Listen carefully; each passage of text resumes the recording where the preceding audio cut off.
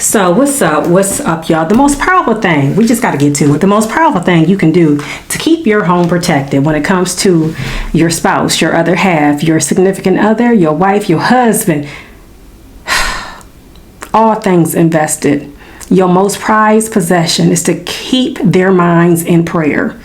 To be the woman that you are, that God has called you to be in alignment, to be strong in the will of God. There we are. Here we are again. When you know whose you are and who you are. Now, 7 years ago, you may not have known. 14 years ago, 21 years ago, 28 years ago, you're not the same person who you are today and who you are stepping into be, to reclaim who you are. Old things have passed away. But when it comes to keeping your home sacred, when it comes to not allowing everyone into your home to give you guidance, to give you advice, to have something to say, listen to God. Open the book. Read the book. Know how to apply it.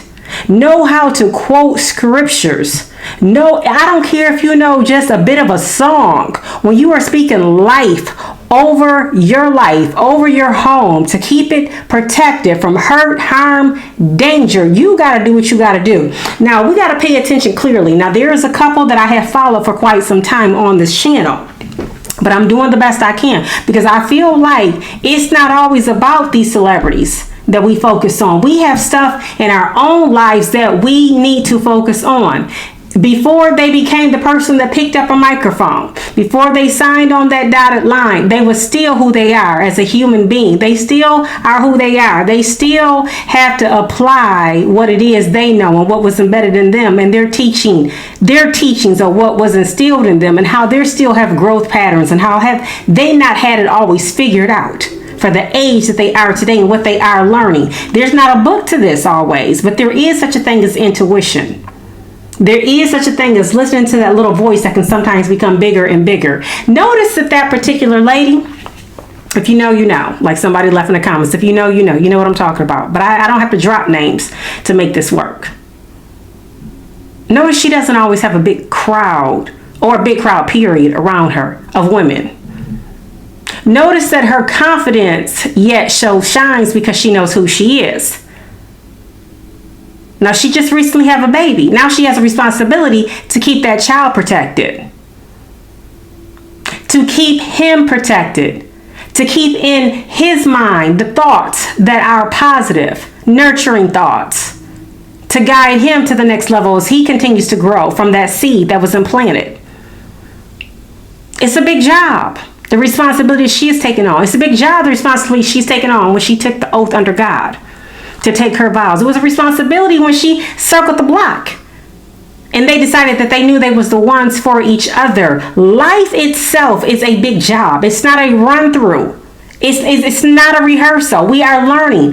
The price has already been paid. Forgiveness at the cross. Repentance at the cross. How do we want to do now? Now that we know. Now that we know the way, the truth, and the light. What do we want to do now? Nelly, if you know, I done said his name. Okay. It just came out naturally. If you notice, he's not having this person, that person, all these different men around, surrounded his wife. He's keeping her covered. He's being a protector. Those conversations, they have to be on the up and up because the mind has to be unclogged. The mind has to be clear. There has to be a focus. There's a way to keep the mind stay steady on what are of good things, what are of good thoughts.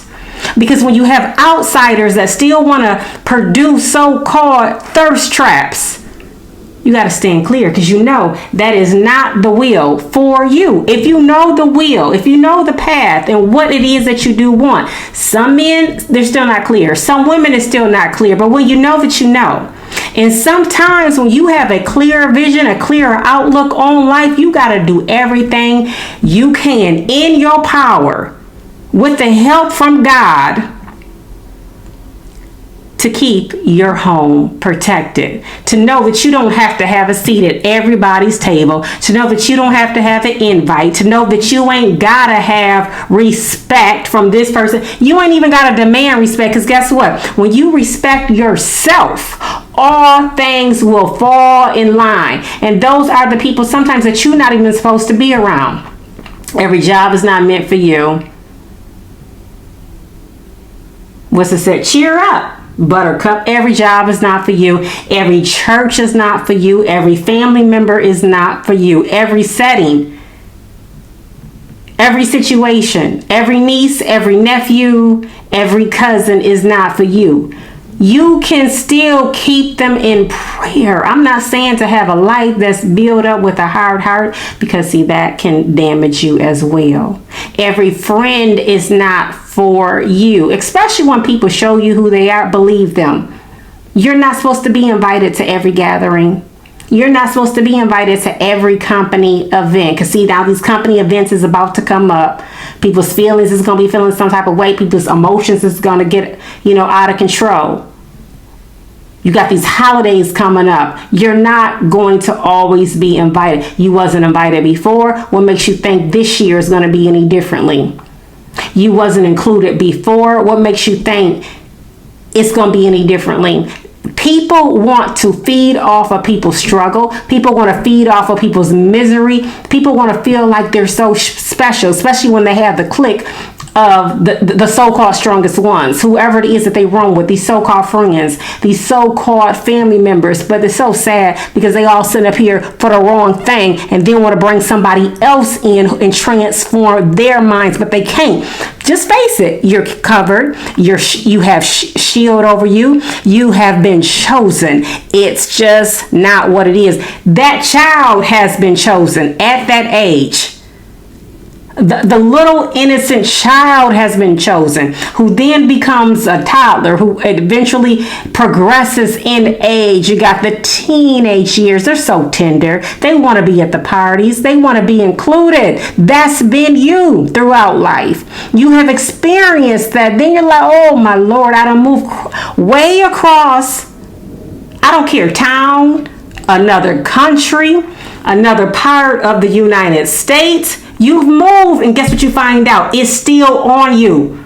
God still got his hand on you. You'll never, ever, ever fit in. Let go, let God. Be happy. Greater is he that is in me than he that is in the world. Forget the things of this world. Be about self and how you can make the world a better place. Pass something down of value to those who do have an ear to hear. Keep your heart guarded. Don't be amazed or think it's okay to forgive. The Bible wants us to be quick to forgive, but don't be a fool in the process on how far you gotta forgive to prove a point to somebody. Go on with your life and letting that light so shine. But what is sacred to you, and you got something good going on, protect it. Protect your home. I did a live video.